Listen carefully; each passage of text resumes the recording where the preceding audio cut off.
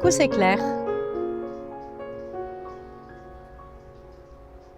Dans ce pèlerinage vers la découverte de l'intuition, enfin en tout cas dans ce que j'ai compris de l'intuition, je voulais te livrer ma définition de l'intuition, la définition de plusieurs personnes, et si tu veux avoir des définitions plus fiables, va lire vite des livres. Mais je vais te livrer ce que j'ai compris de l'intuition. Donc ce que j'ai compris de l'intuition en fréquentant l'école de l'intuition et en rationalisant un peu ce qu'est l'intuition, c'est que on en est tous dotés. L'intuition, c'est une capacité humaine qu'on a tous. Alors certains la développent plus, on va appeler ça des médiums, on va appeler ça des gens qui ont des dons de guérisseurs ou des gens qui se connectent, des gens qui canalisent l'information. Et je pense que c'est une fausse croyance parce qu'en fait on est tous intuitifs. Simplement c'est comme un muscle, ça doit s'entraîner pour le développer. Depuis la nuit des temps, on parle de cette petite voix, on parle de notre boussole, on parle d'un pressentiment, on parle d'un sixième sens, on parle d'une intuition, on parle d'un ressenti, on parle d'un flash.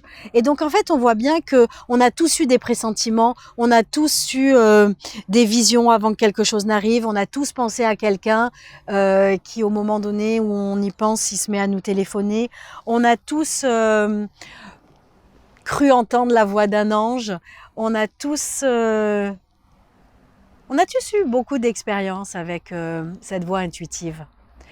Et bien souvent, on n'y prête pas attention puisque dans nos études et dans notre conditionnement, c'est plutôt la voie rationnelle. Depuis Descartes, finalement, on aime bien tout ce qui est rationnel, tout ce qui est carré, tout ce qui est dans les cases. Et Jeffrey Allen disait piloter sa vie sans intuition, c'est comme piloter une voiture sans GPS, on ne sait pas où on va. On ne sait pas où nous mène la voie du cœur et on ne sait pas où nous mène notre part supérieure. On va juste choper les rêves des voisins et on va juste se perdre dans les méandres de ce dont on a envie de se perdre, mais en tout cas, on va pas développer son intuition et on va pas écouter sa boussole intuitive. Et il explique que conduire sans intuition, c'est comme avoir une carte routière, c'est comme conduire à San Francisco avec une carte routière de Los Angeles. C'est sûr qu'on n'arrivera jamais à destination. Alors le paradoxe, c'est qu'avec l'intuition, on ne sait pas quelle est la destination.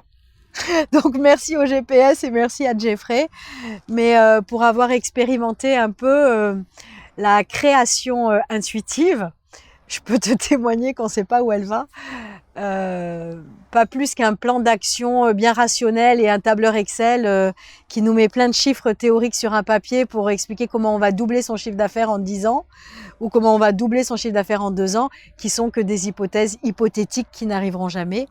Donc finalement, entre la voie cartésienne erronée, et j'appelle ça le syndrome du tableur Excel, et la voie intuitive, perso, j'ai choisi la voie intuitive parce qu'elle m'amuse beaucoup. Et pourquoi j'ai choisi la voie intuitive ? Parce que depuis que je suis passée à l'école de l'intuition, je prends mon intuition plus au sérieux. Avant, j'avais l'impression d'être plus tarée que les autres. Mais en fait, j'avais déjà la chance d'avoir ces capacités intuitives. C'est ce qui m'a permis de survivre et de surnager à de multiples crises dans ma vie professionnelle. Et c'est ce qui m'a permis de porter ma petite entreprise sur mon dos, qui finalement est montée jusqu'à une quinzaine de personnes. Et j'ai encore une quinzaine de personnes qui travaillent autour de moi. Quand tout le monde a fermé les portes dans le monde du web, sur le marché des bases de données où j'étais, en fait, en me connectant à une voie pas rationnelle, j'avais souvent des réponses. Donc depuis que je suis passée à l'école de l'intuition, je continue en fait la méthode et ça marche. Quand j'ai un problème complexe, alors l'intuition, Alexis Campion m'a bien expliqué, l'intuition, elle est parfaite quand on n'a pas de données, zéro donnée, t'as aucune donnée.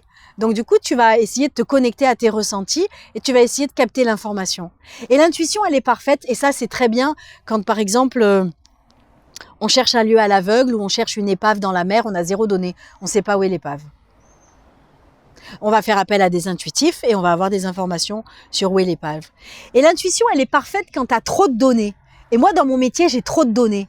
C'est des données dans tous les sens. C'est des données exponentielles. C'est des données sur la théorie du chaos. C'est des données multifactorielles.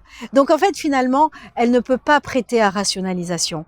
Et c'est tant mieux parce que j'ai souvent eu des réponses à des problèmes complexes de base de données en fait, de pétage de base de données, sous ma douche en disant « Ah bah tiens, il faut faire ce tableau ». J'arrivais au boulot et je disais « Ah écoutez les filles, il faut qu'on fasse ce tableau, me demandez pas pourquoi ». Elles m'ont dit « Ah bah comme t'as du nez, écoute, on fait ce tableau, on fait ce tableau, on fait ce tableau ». On fait le tableau et on trouve le bug. On trouve le bug, par exemple, 2 mois avant, on s'est trompé d'une cible, on a changé les segments, donc du coup il y a eu des fuites de machin, de je sais pas quoi. Enfin, en tout cas, on a trouvé le bug et on peut réparer le bug. En fait, c'est absolument magique, mais c'est pas magique. J'ai commencé à prendre mon intuition au sérieux quand, avec un de mes clients que j'adore, Cyril, qui a monté son entreprise, avec qui on a fait des merveilles dans l'immobilier d'entreprise.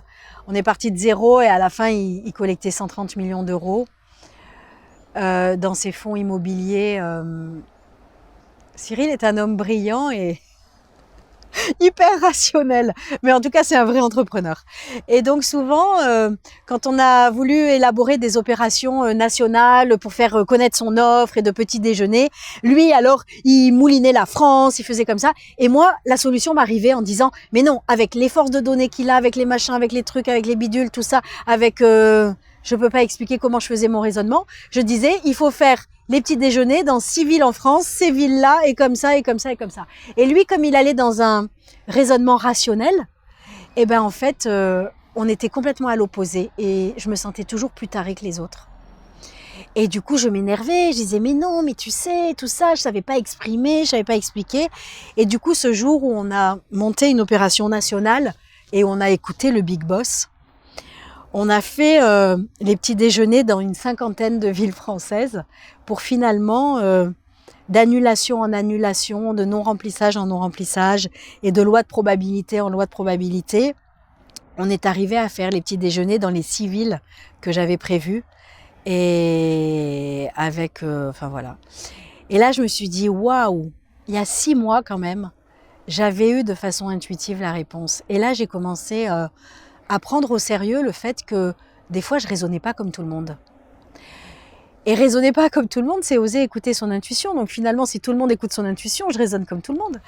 Mais quand j'ai découvert ça, et quand après j'ai connu l'école de l'intuition, j'ai beaucoup mieux su parler à Cyril.